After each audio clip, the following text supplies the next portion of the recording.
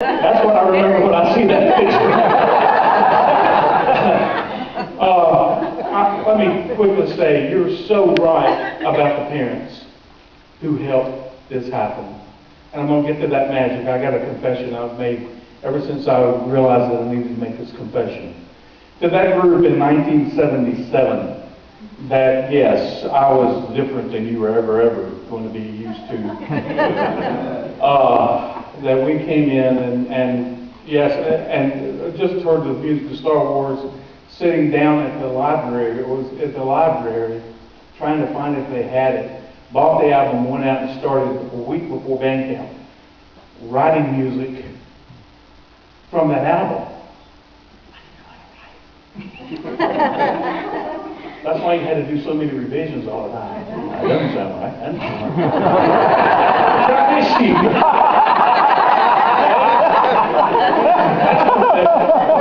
What I need to confess to that group is that I want to apologize to you for what I didn't know.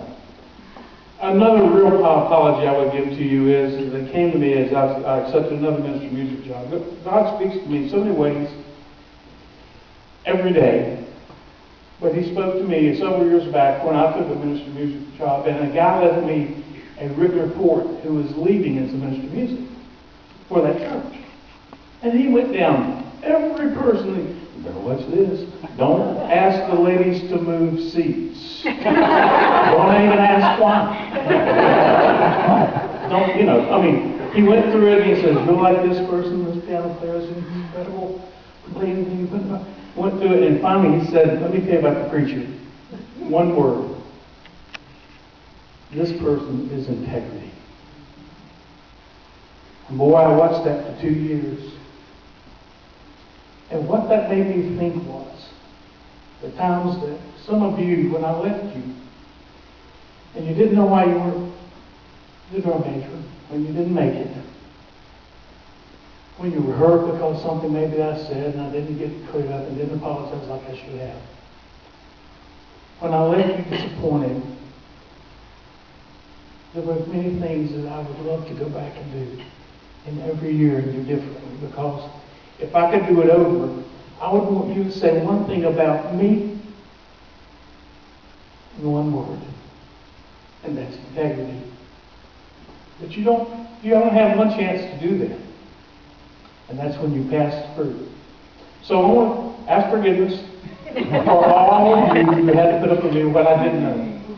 But let me tell you the magic with the parents, and this includes you too, that happened. And before I do that, I've got to say that there are stories about every year.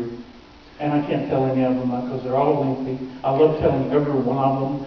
I love telling the night that we finished 4th place at St. Pete. And what really happened when you were back in the hotel. I'm telling you, it is a great story of it all. And you will not believe it. And there is a reason to have another one of these.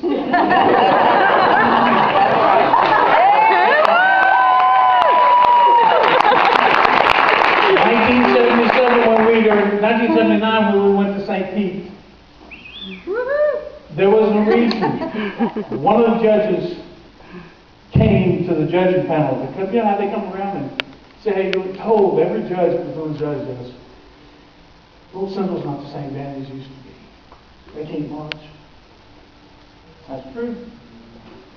That's true. And when we went on that field, we showed them something. You showed them something. Now there's a story there, and you haven't heard it. And I'm telling you, every year has a story about like that. Some of those are some of the failures that we had that you didn't know. Now that I've said that, I want you to know that there was an enormous amount of things happening behind the scenes. The year that we had a need for brass instruments, and I went into the parents, I'll never forget it. Tell this story all the time. I've told it to business leaders, I've told it to principals, aspiring principals. I've told it to so many people that when I went into that night, that meeting, with a lot of you sitting in this room, or your parents sitting in this room, and said, we need new brass instruments. They are falling apart. And they looked at me the first meeting of that band boosters club, and they said, "Oh, what is this going to be?" And I didn't cut any corners. I said, "It's going to be $30,000." And that boosters club president looked at each other, and I thought they were getting ready to give me that tornado.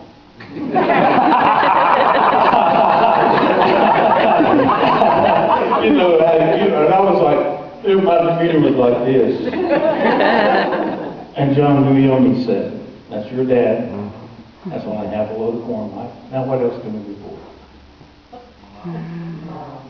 I'm telling you, there's stories that you need to hear. It wasn't band work. It wasn't just leadership. But it was because we all saw what you could be. And we said, what could this band become? Where can they go? And we said, by golly, we're going to take them there. And because you allowed me to come in and change the way that you thought about things, it encouraged the parents to see your enthusiasm. It encouraged people like John Blair, who was the chief judge for VCI, who did finals for 4 years, to come and be on your staff because he saw the enthusiasm you had on the field. Because you chose not to say no. It's because you chose to show that passion by staying with whatever it did. That was the magic that happened. We believed in you, you believed in me, and we all believed in family. We all believed in the family. And if it hadn't been any breakdown in any of that, it would not have happened. And I'm going to tell you, I do have some of the videos, and I've told this before, and I regret it, but all those nice people we'd hired from Pennsylvania and Ohio that came down and worked with our bands in the summertime and lived in our basement from June to November. Bless their hearts. Some of them were with some of those bands we competed against, and I know it was months after, but sometimes I'd go in and I'd look and I'd see, where's that band and where's our performance from Rural St. Pete? And so I think that some of those are in Ohio now. And Pennsylvania. That's why I started. I have had some people in the band who said, just let me take them, I'll make the DVDs. I'm not going to do that. What I have is yours. It's not mine. So I told Arnold, I had this great idea last week. I said, Arnold, I'm thinking about maybe let's have a get-together with the people who listen on the band. And I said, I haven't told them yet. But what I'm going to do is I'm going to try to sometime over the holidays, Christmas. I'm talking about next year. I said, what I'm going to do is try to put these into what I have with it. It's limited. The early years is more later. I'll send you some YouTube links later. Okay. You may already have them on there. Yeah, But what I was going to do is make a DVD of the years that I have and what I have, and then make them available to any of you and raise money for the current band.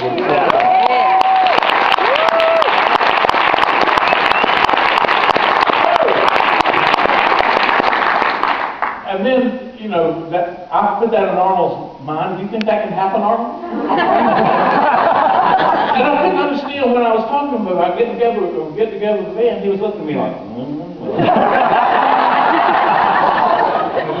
And I walked by there. I thought I was coming to a hospital fundraiser dinner that my children had been invited to because one of their friends was on the staff for catering and invited them in and said, by the way, bring your mom and dad. And I was like, what I'm going to do is I'm going to go back into this room. I'm going to get in the back corner. If I'm embarrassed, I got my car. And that's the truth. As much as I love you, that really wasn't a good story. You got me in. When I saw you guys standing there, I'm like, they're having a formal event in here. I'm going in there.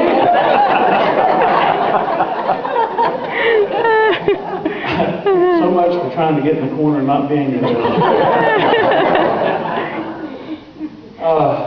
Let me finish by saying these things. I did retire in '86, and I'm going to tell you that it's so, the blessings that I've had in learning and still learning, and I thought that I could do the same as a principal. It's much easier to see your progressions, your touch when you're in the classroom as a teacher. I'm beginning to see some of those things happen with some of the teachers that we dealt with as a principal. It's a slower process, trust me. But I tried to do the same thing personally as a principal. It's much more difficult because I didn't have people who haven't learned, no, we can't do it. We can't become. That's what the difference was. You said we can become, and you became. And that made all the difference. That night I retired and I left, I made the comment that I had just recently learned at the time. You saw me in parts of my life that I struggled with a lot of times, and I want you to forgive me if I made any negative influences on you. I don't want any of that. I would hope my spiritual imprint would be the thing that you remember that I said that night. That you see me when I walked alongside God and had Him with me. And you see me when I failed. He was there, but I wasn't there with Him. And I wanted you to forgive me then. I'm telling you, there's nothing more important to me than my relationship with God. And one thing I wanted to tell you, I've thought about that night so much. God is real to me. He is real. I want to give you my personal testimony that if I could go back, I would be a better example in other ways than you saw me at times. But I'm going to tell you, you have made me very pleased, very humble tonight. I don't think I deserve many of the words that were said, because anything that I deposited was not me. Anything that you took from me was things that I learned from my Savior. And that's how to be a person in the fellowship of other people and family and relationships. So, don't mean to get ahead of that, I just mean to be real. God bless you. Thank you so much for showing your love to me tonight. Thank you for those of you who worked on this committee and put this together. I am so humbled.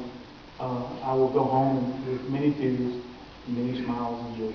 Thank you very much.